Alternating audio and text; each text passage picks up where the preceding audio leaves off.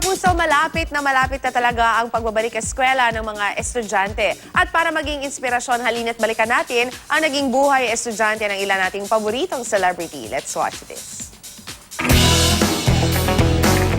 Ilang tulog na lang at balik na sa dating gawi ang ating mga estudyante para sa kanilang balik eskwela. At para ma-inspire kayo sa inyong nalalapit na first day in school, heto ang ilan sa inyong favorite kapuso stars in uniform.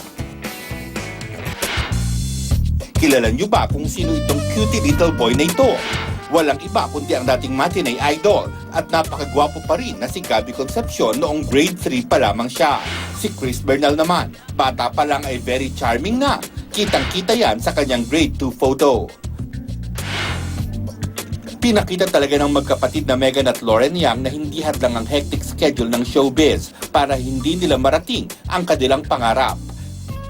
Si Megan, naging Miss World 2013, habang si Lauren, focus sa filming.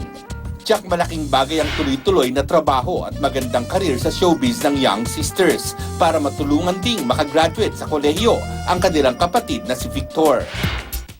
Heto naman si Matet De Leon when she was still 14 years old.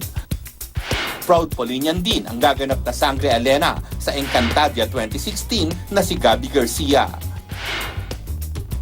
At alam niyo bang isang marketing management graduate si Winwin Marquez? Kahit naka-uniform, lumalabas pa rin ang pagka-heartthrob ng hanggang makita kang muli leading man na si Derek Monasterio. Bukod sa complete school uniform, huwag kakalimutan na makinig at mag-aral palagi dahil iba pa rin ang lamang sa kaalaman.